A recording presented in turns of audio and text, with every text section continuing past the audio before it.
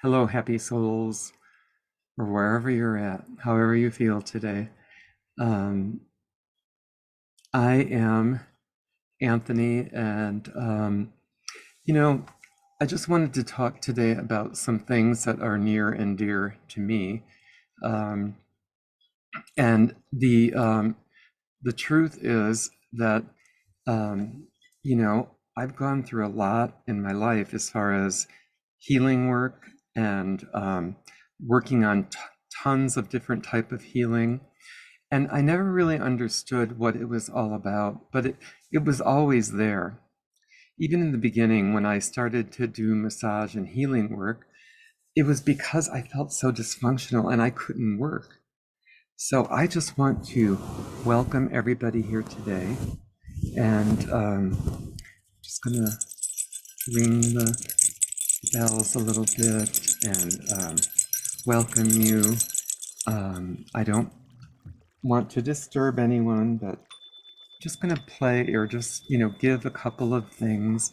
I also do some ASMR, but right now I'm just doing some healing work with some of the things that have worked for me over the years. I just feel like, I've gone through so many different things, and what I realize is that is very common for individuals who have depression, as I do, have also anxiety. And it shows that 50% of the people diagnosed with depression also experience anxiety. So you're not special if you have both. You're just like everybody else. Um, and some of us have it to one degree or another more. And why do we get it? Because of how we live. Some of it has to do with the stress level we're under.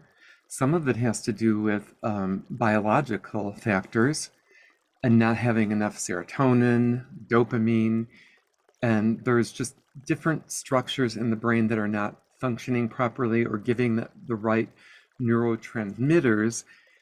And then you add the complexity of what we have, either the life experiences or the other things we've been through in our life, the physical um, uh, conflicts, and the psychological patterns that become set up just because of cognitive, things and looking at things in a negative way.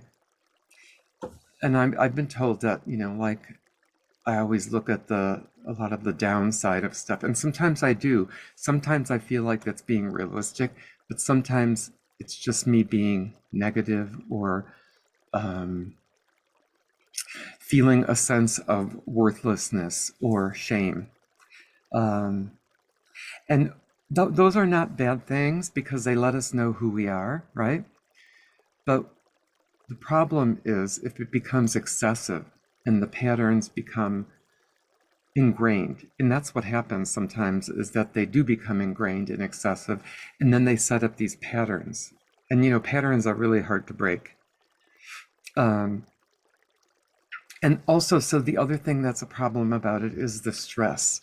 So when you add all of that in, and you have a lot of major life uh, stressors that happen to you, and I started to look at the ones that I've been through last night, and I just about fell off the chair. Um, So then it made me think, well, no wonder I have what I have. Who wouldn't have it? But maybe, see, but some people might not get it. And one of the other reasons that, you know, people have depression and anxiety is because guess what? We're more sensitive, we're more empathetic, and we have a heart. I'm sorry to say that, but, you know, one of the one of the nurses that I worked with early on said, "You know what the problem with you is?" And I just looked at him and I said, "What?" And he said, "You actually care about people. You need to stop that.